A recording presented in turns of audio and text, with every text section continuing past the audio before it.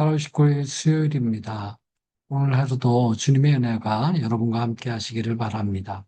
오늘 우리가 함께 묵상할 말씀은 열왕기서의 마지막 두 장입니다. 열왕기하 24장, 25장인데 그 중에서 열왕기하 24장 1절에서 5절까지의 말씀입니다. 열왕기하 24장 1절에서 5절 함께 묵상하겠습니다. 여호야김이 다스리던 해에 바빌로니아의 느부갓네살 왕이 쳐들어왔다. 여호야김은 그의 신하가 되어 세 해 동안 그를 섬겼으나 세 해가 지나자 돌아서서 느부갓네살에게 반역하였다. 주님께서는 바빌로니아 군대와 시리아 군대와 모압 군대와 암몬 자손의 군대를 보내셔서 여호야김과 싸우게 하셨다. 이와 같이 주님께서 그들을 보내신 것은 자기의 종 예언자들을 시켜서 하신 말씀대로 유다를 쳐서 멸망시키려는 것이었다. 이것은 므낫세가 지은 그 죄 때문에 그들을 주님 앞에서 내쫓으시겠다고 하신 주님의 말씀이 유다에게서 성취된 일이었다. 더욱이 죄 없는 사람을 죽여 예루살렘을 죄 없는 사람의 피로 가득 채운 그의 죄를 주님께서는 결코 용서하실 수 없으셨기 때문이다. 여호야김의 나머지 행적과 그가 한 모든 일은 유다왕 역대 지략에 기록되어 있다. 아멘. 여러분, 오늘 함께 읽은 말씀에는 유다 왕국이 이제 마지막 그야말로 멸망의 시간에 들어와 있는 것을 보게 됩니다. 유다 왕국의 마지막 세 왕의 이야기가 여호야김부터 이어지는 24, 25장에 나오고 있습니다. 여러분, 이렇게 우리가 1절에서 5절에 읽은 것처럼 여호야김이 그가 먼저 이제 섬기던 시간이 끝나고 죽고 난 다음에 그의 아들 여호야긴이 이제 그 왕위를 이어가게 됩니다. 그들이 그토록 이렇게 도와줄 것 같다라고 의지했던 이집트는 더 이상 바빌로니아 군대에 의해서 꼼짝도 못하고 집안에 갇히듯이 한 발도 나오지 못하게 됩니다. 그리고 나서 바빌로니아 군대가 쳐들어와서 결국은 그 아들 여호야긴 때에 그들의 성이 포위당하고 그리고 결국은 그들은 항복하게 되고 맙니다. 그들은 오히려 바빌로니아 왕에게 포로로 다 잡혀가게 되죠. 우리가 아는 1차 포로의 시간이 이때 벌어지게 됩니다. 여호야긴 왕 때에 그 자신뿐만 아니라 그의 많은 자녀들도 함께 다 이렇게 잡혀가고 그때에 유다 왕국에 남아 있었던 어떤 이렇게 싸울 만한 용사들 또 중요한 기술자들 대장장이들 다 잡혀가게 되고 맙니다. 그리고는 그 땅에 성경 말씀 그대로 하면 가난하고 또 이렇게 별 볼 일 없는 것 같은 사람들만 남겨지고 많이 잡혀가게 됩니다. 그러고 나서 바벨로니아 왕은 잡아간 여호야긴 그의 삼촌인 마따니아를 왕으로 세우죠. 그리고 그 마따니아의 이름은 시드기야로 고치게 됩니다. 시드기야가 그리고 그야말로 마지막 유다 왕국의 왕이 되게 되죠. 그는 11년 동안 유다 왕국을 다스리게 됩니다. 하지만 마지막 때에 그가 바벨론 왕에게 반기를 들게 돼요. 그리고 결국은 그는 쳐들어왔던 바벨론 왕에 의해서 포위당하게 되고 거의 3년 동안 포위당했다가 끝내 버티지 못하고 성이 무너지게 됩니다. 그 성이 무너졌던 때 백성들 다 버리고 시드기야는 밤새 몰래 도망가서 다른 데로 이제 도망가게 되죠. 하지만 그 도망가던 길에 결국은 바벨로니아 군대에 붙잡히게 되고요. 붙잡힌 그 자리에서 그는 자신의 아들들이 죽임을 당하는 것을 목도하고 그리고 자신의 눈이 뽑히게 되고 그렇게 끌려가는 참 비참한 최후를 맞이하게 됩니다. 그렇게 여러분 유다 왕국이 25장의 끝에 보면 그렇게 멸망당하는 것을 보게 됩니다. 함께 읽었던 1절부터 5절까지의 말씀은 이제 그 마지막 시간에 하나님께서 내가 그렇게 유다왕국을 멸망시키려고 예언한 것처럼 멸망시키실 것이다. 결코 돌이키지 않을 것이다. 하신 말씀 우리가 함께 읽었습니다. 이 말씀을 보면 어떤 면에서는 우리를 좀 당황하게 하는 내용이 등장한 것을 보게 됩니다. 그래도 하나님은 용서하시는 하나님. 그래도 하나님은 또 그렇게 좀 우리에게 시간을 주시는 하나님. 우리가 이런 하나님에 대해서 익숙하게 듣고 믿고 하는데 오늘 함께 읽었던 1절부터 5절 말씀에 보면 하나님은 예언자들을 시켜서 말씀하신 대로 유다를 쳐서 멸망시키려고 한 것이다. 또 그것이 성취되었다.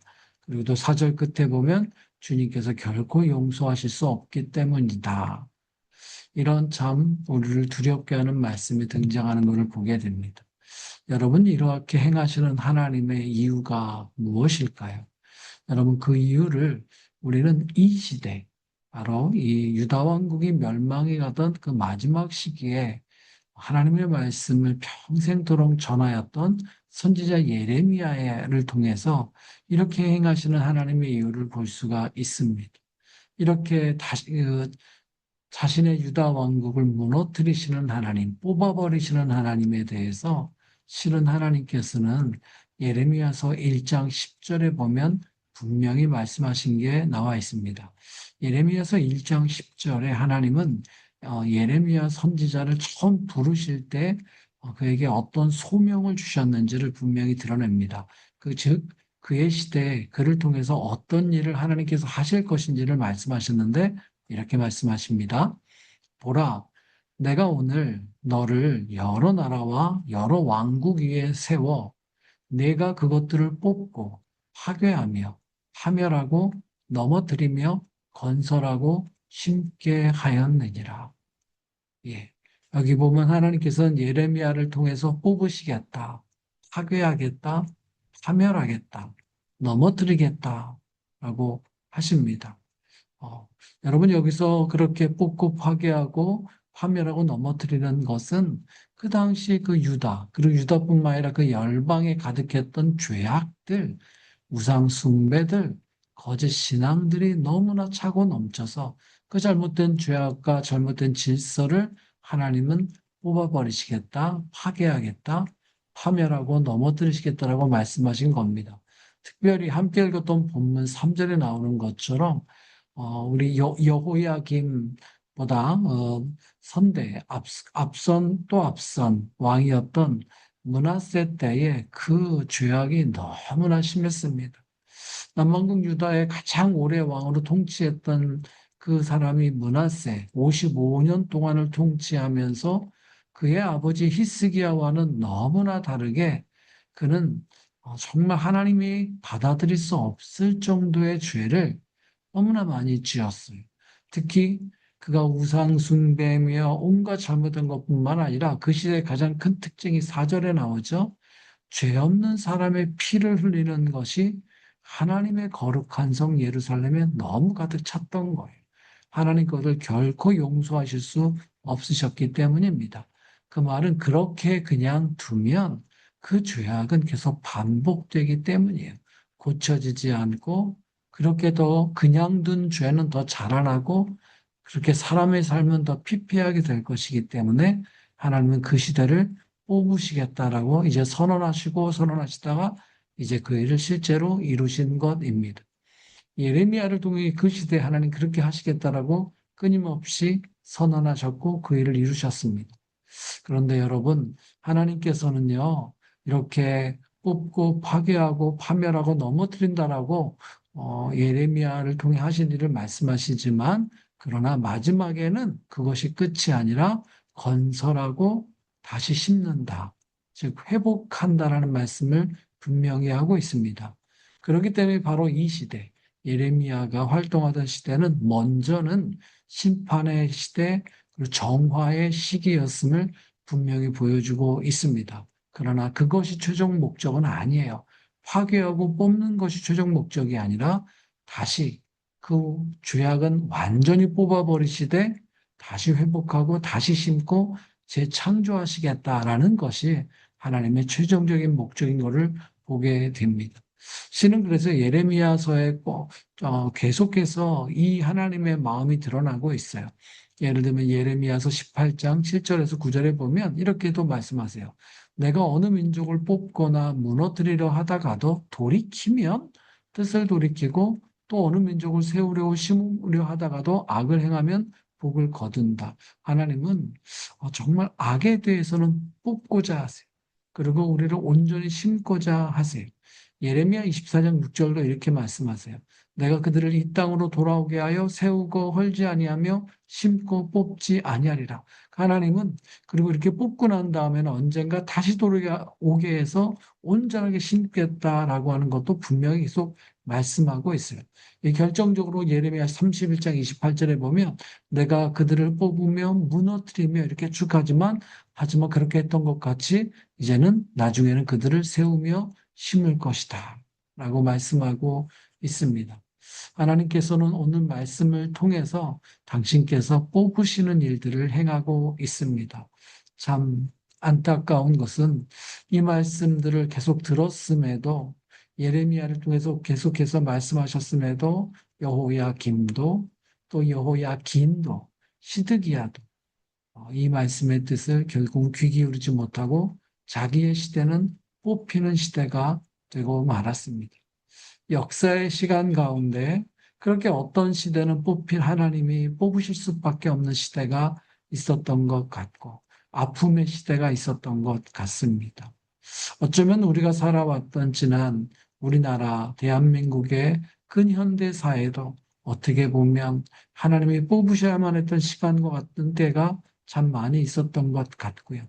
그런가 하면 하나님이 다시 놀랍게 심으신 역사가 우리나라 대한민국 안에도 있습니다. 하나님의 말씀에 귀를 기울일 때 그 전쟁의 잿더미 위에서도 이 나라를 다시 세우셨던 참 놀라운 하나님이시죠. 여러분, 우리 시대는 우리가 책임지고 응답해야 될 이 시대는 어떤 시대가 되어야 되겠습니까? 뽑히는 시대가 되어야겠습니까? 아니면 하나님께서 다시 심으시고 다시 회복하시는 시대가 되어야겠습니까?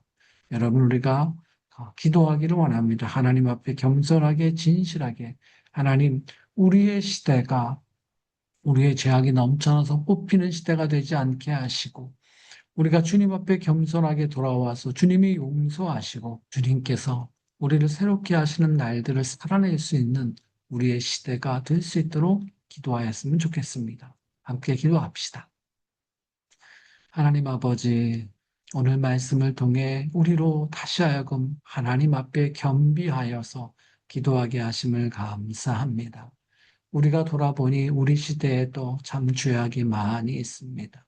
그러나 무너지는 시대가 되기보다 미리 주님 앞에 겸비하여 기도하며 주의 얼굴을 구하여서 이 시대가 하나님이 용서하시고 슬픔과 죄악과 뽑힘의 아픔이 아니라 하나님께서 새롭게 하시고 용서하시는 하나님 다시 살아나는 시대가 되도록 우리를 인도하여 주시옵소서. 우리 각자 맡은 자리에서 우리 사회와 나라, 우리 가정을 위하여 우리 자신의 삶을 위하여 그렇게 하나님께 겸비한 삶을 살아가게 하옵소서. 예수님 이름으로 기도합니다. 아멘.